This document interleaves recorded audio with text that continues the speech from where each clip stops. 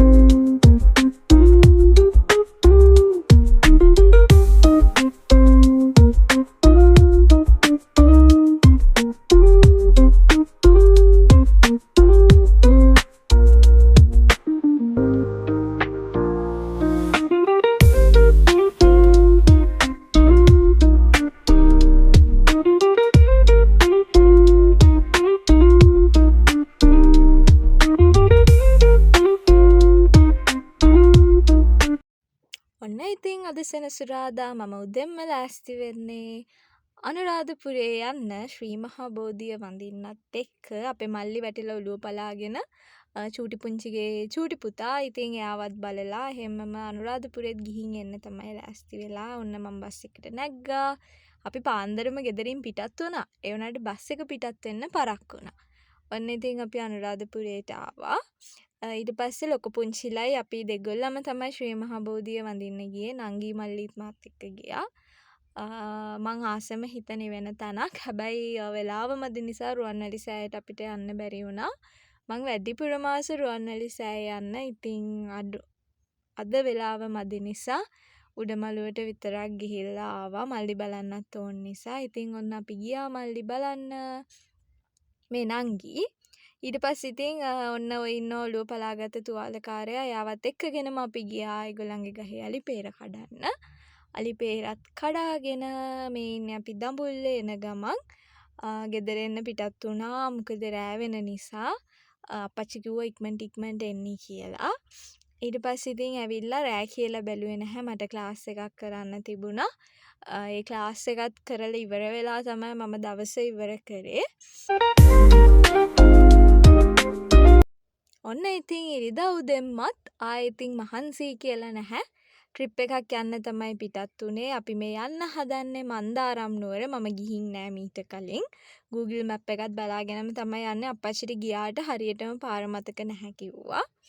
ඒ නිසා මම නම් ගිහින්ම නැහැ මන්දාරම් නුවර. මේ මගේ first time.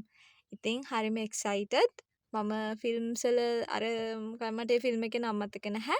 අර ජැක්සන් ඇන්තනී මහත්මයා හිටපු ලස්සන ෆිල්ම් එකක් තිබුණානේ. මට ඒකේ නම මතක නැහැ. අන්න ඒකේ මන්දාරම් නුවර පෙන්නලා ඒක දැකලා තමයි මට යන්න ආස හිතුනේ.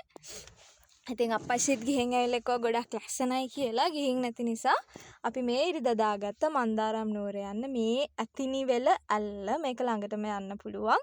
මාර ලස්සනයි එතන නාන්නමයි හිතුනේ. මේ ඉතින් අපි මන්දාරම් නුවර view point එකට යන ගමන් වටපිටාව මාරම ලස්සනයි. කොළම කොළ පාටයි එළවලු කොටු පිරීලා. මේ ඉතින් view point එකට පල්ලෙහා පේන විදිය මාරම ලස්සනයි. එතන නතර වෙන්න හිතෙනවා. හැබැයි පුදුම හුළඟක් තියෙන්නේ. ගහගෙන යන්න තරම් ඔය අපේ නංගි සීතලේ වෙවුලනවා. එන ගමන් ඉතින් අපි දෙන්නා මල් ටිකක් කඩා ගත්තා. මෙහෙ ඕන තරම් මල් තියෙනවා පාරේ කඩා ගන්න. මේ අපි දෙන්න ඉතින් මල් පොකුරකුත් කඩා ගත්තා. ඩේසි මල් මං හිතන්නේ සුදු එක. අනිත් එක නම් කහ පාට එක නම් අටපෙතියා. ඊට පස්සේ ඉතින් අපි මග නතර කරලා දවල් කෑම ගත්තා. දවල් කෑම මම ගෙදරින් හදාගෙන ගියේ. මන්දාරම් නුවර ගිහින් ඇවිල්ලත් මට ක්ලාස් එක කරා ඉතින් ඇවිල්ලා. ඉතින් ඔය විදිහට තමයි මගේ මේ සතියාන්තේ ගත වුණේ. මේ සතියාන්තේ ට්‍රිප් ගොඩයි.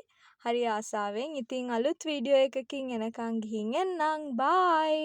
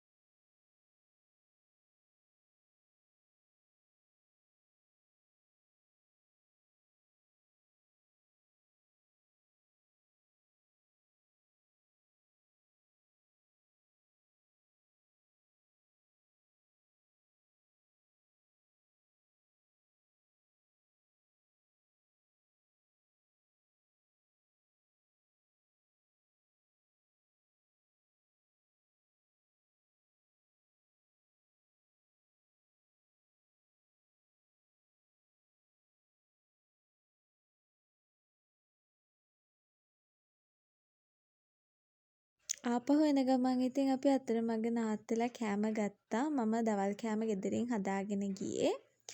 ඒ ඇවිල්ලා ඉතින් මට ක්ලාස් එකක්. මගේ රෑවරුව ගෙවුනේ ක්ලාස් එකත් එක්ක. ඉතින් අපේ සතියාන්තේ ගෙවුනේ මේ විදිහට.